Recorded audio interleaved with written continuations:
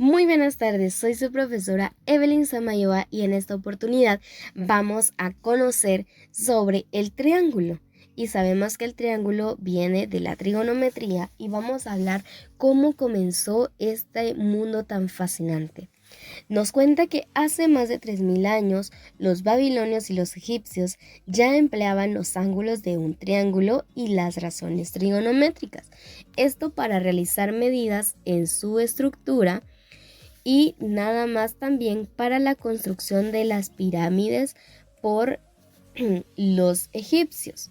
También se aplicaron en los primeros estudios de astronomía para el cálculo de la posición de los cuerpos celestes y la predicción de sus órbitas. También en los calendarios, en el cálculo del tiempo y por supuesto en la navegación para mejorar la exactitud de la posición y de las rutas. Fueron los egipcios quienes establecieron la medida de los ángulos en grados, minutos y segundos, criterio que ha mantenido hasta hoy en día. Vamos a hablar sobre la región de Grecia antigua y los conocimientos que los egipcios y los babilonios compartieron. Ellos lo agarraron y hubo un matemático de la antigua Grecia que se llama Hiparco de Nicea, que él vivió en la etapa de antes de Cristo y fue uno de los principales desarrolladores de la trigonometría. Hiparco construyó las tablas de cuerdas para la resolución de triángulos planos, que fueron las precursoras de las tablas de las funciones trigonométricas de la actualidad. En ellas se iba relacionando las medidas angulares con las lineales. Para confeccionar dichas tablas fue recorriendo una circunferencia de radio desde los 0 grados hasta los 180 e iba apuntando en la tabla la longitud de la cuerda delimitada por los lados del ángulo central y la circunferencia a la que corta.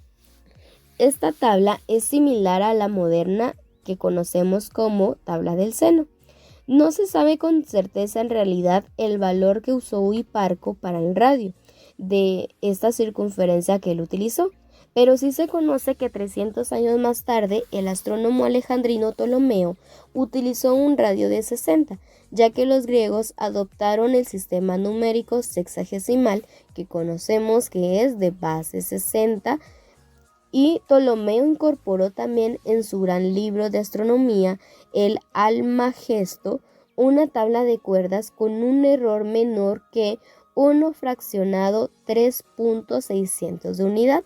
Junto a ella explicaba su método para compilarla y a lo largo del libro daba bastantes ejemplos de cómo utilizar la tabla para calcular los elementos desconocidos de un triángulo, a partir de los que ya se conocían. Además de eso, Ptolomeo enunció el llamado teorema de Menaleo, utilizando para resolver triángulos esféricos, y aplicó sus teorías trigonométricas en la construcción de astrolabios y relojes de sol. La trigonometría de Ptolomeo se empleó durante muchos siglos como introducción básica para los astrónomos. Ahora vamos a hablar sobre la civilización de India. Al mismo tiempo que los griegos, los astrónomos de la India desarrollaron también un sistema trigonométrico, pero basado en la función seno en vez de cuerdas.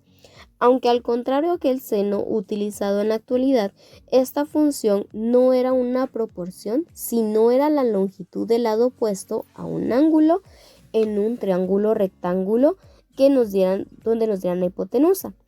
Los matemáticos indios utilizaron diversos valores para esta función seno en sus tablas. Ahora vamos a hablar, para ir cerrando, sobre la región de Arabia. Y dice que a finales del siglo VIII, los astrónomos árabes continuaron con los estudios de trigonometría heredados de los pueblos de Grecia y de la India, pero prefirieron trabajar con la función seno.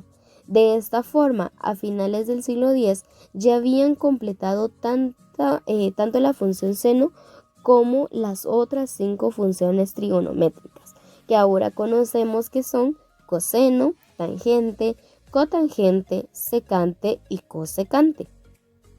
También descubrieron y demostraron teoremas fundamentales de la trigonometría, tanto para triángulos planos como esféricos, donde incorporaron el triángulo polar. Estos matemáticos árabes fueron quienes surgieron el uso del valor radio de 1 en vez de radio de 60, lo que dio lugar a los valores que ahora conocemos de las funciones trigonométricas. Todos estos descubrimientos los fueron aplicando a la astronomía y ellos lograron medir el tiempo astronómico e incluso lo utilizaron para encontrar la dirección de la Meca, tan fundamental a la hora de realizar las 5 oraciones diarias requeridas por la ley islámica, orientados en esa dirección. Los científicos árabes también compilaron tablas de gran exactitud.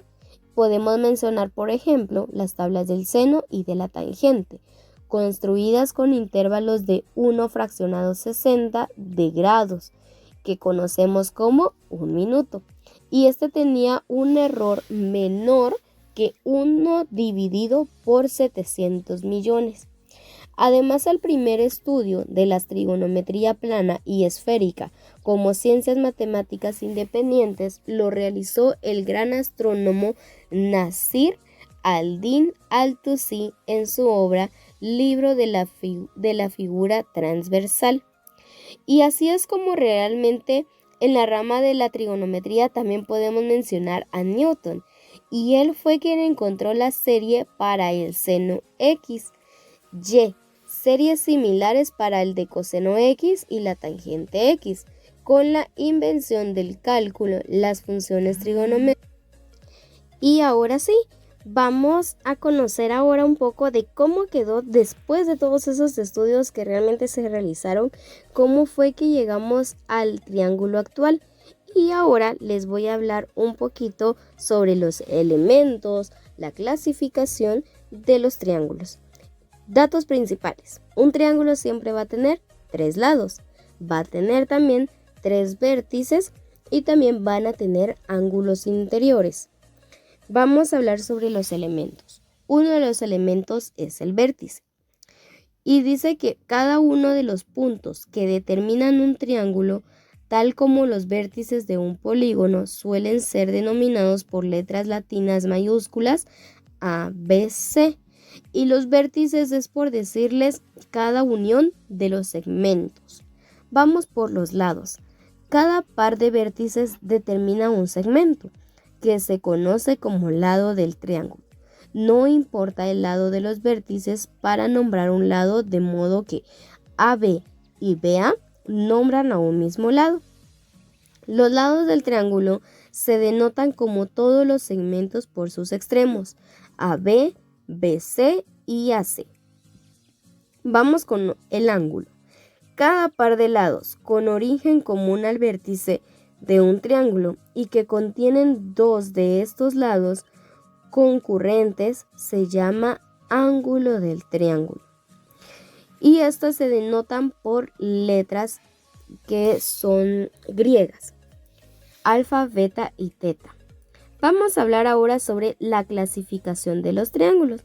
Y los triángulos se pueden clasificar por la relación entre las longitudes de sus lados o por la amplitud de sus ángulos. Vamos a ver la clasificación primero por la medida de sus lados y podemos mencionar triángulo equilátero, triángulo isósceles, triángulo escaleno, y podemos mencionar por la amplitud de sus ángulos está el triángulo rectángulo, triángulo oblicuángulo, triángulo obtusángulo y triángulo acutángulo. Tenemos una última clasificación y es la clasificación según los lados y los ángulos del triángulo. Tenemos los triángulos acutángulos y estos se dividen en isósceles, escaleno y equilátero. Y tenemos los triángulos rectángulos que pueden ser también isósceles, escaleno, triángulo obtusángulo es otra clasificación y pueden ser isósceles y escaleno. Y aquí terminaríamos entonces con nuestra explicación de qué es un triángulo y cómo surgió. Nos miramos a la próxima.